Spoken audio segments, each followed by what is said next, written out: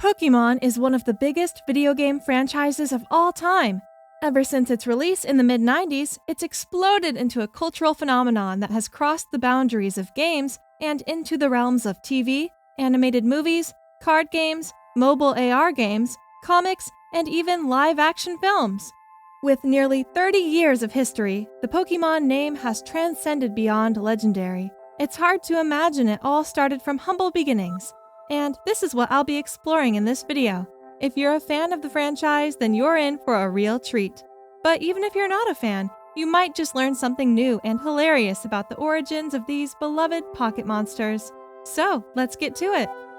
First things first, let's talk about the mastermind behind the Pokémon franchise, Satoshi Tajiri. Now, Tajiri might not be a household name, but trust me, this guy is a legend. And I'm not just saying that because he created one of the most successful video game franchises of all time. No, Tajiri is a legend because of his self-proclaimed obsession with catching bugs as a kid. This guy was seriously obsessed. So much so, his friends would call him Dr. Bug. In fact, for a time he also wanted to become an entomologist. He would spend hours upon hours wandering around in the woods, looking for new and interesting insects to capture. He was so dedicated to this hobby that he even built his own bug-catching net.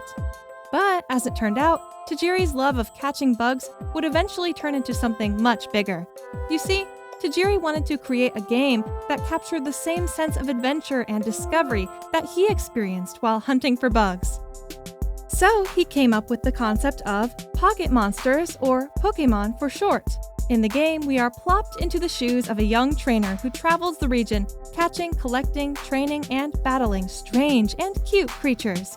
As the game was intended for kids, Tajiri wanted to keep things simple on the combat front. Therefore, he designed a turn-based battle system with a rock-paper-scissors feel. What's more, Tajiri was heavily influenced by the Game Boy console and its ability to link up with other systems through a cable connection. He saw this as a way for players to trade and battle their Pokémon with one another, just like he used to do with his bugs. This inspired him to build the games with the communal, multiplayer element we all know and love. Now, as you know, Rome wasn't built in a day, and neither were the Pokémon games. There was no way for Tajiri, a solo dev in the early days of game coding, to wake up and bring his vision to life without breaking a sweat. No, he worked on the game for over 6 years before it was released. 6 whole years! Can you imagine pouring your heart and soul into a project for that long without knowing if it was going to be successful? Talk about dedication. Now, you might wonder, where did the name Pokémon come from? As I mentioned earlier, it's a shortened version of the phrase pocket monsters. But I have to admit, it's kind of a weird name. Who in their right mind would want to carry around a bunch of monsters in their pocket? That sounds like a recipe for disaster. But hey, I'm not one to question the genius of Satoshi Tajiri. If you think about it though, there is a logic to it. With over 150 monsters in the first 2 versions, Pokémon Red and Pokémon Blue, the variety of shapes and sizes is really there. Nobody in their right mind would wander around with an army of creatures in tow, especially when they say strange things like, Pika Pika! What does that even mean, after all? Well, it turns out it's not that random. Pika Pika in Japanese literally translates to sparkle or glitter. So the name of the iconic yellow electric Pokémon means sparkly mouse noise. Speaking of names, a ton of these critters' names are actually puns. Take Sudowoodo as an example. It literally means pseudo wood, aka fake wood. And let's not forget Squirtle, who in fact squirts water as a means of attack. And the strange naming facts don't end there. The word rocket in Team Rocket is actually an acronym for Raid on the City, Knock Out Evil Tusks. Apparently their original motto was to exploit Pokémon for profit.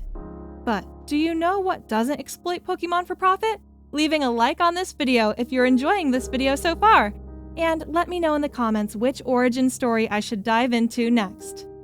Now, back to lugging Pokémon around. Tajiri needed an in-universe mechanism that enabled us trainers to carry around our collection. This is where history gets a bit muddied. Some say that Tajiri was inspired by Gashapon capsules, the popular little plastic eggs that contain little toy surprises, which led him to come up with Pokeballs. There are also those who say that he got the idea for the design from Campbell's soup cans. Regardless, these now iconic containers are the heart and soul of the games that bring the whole pocket concept together.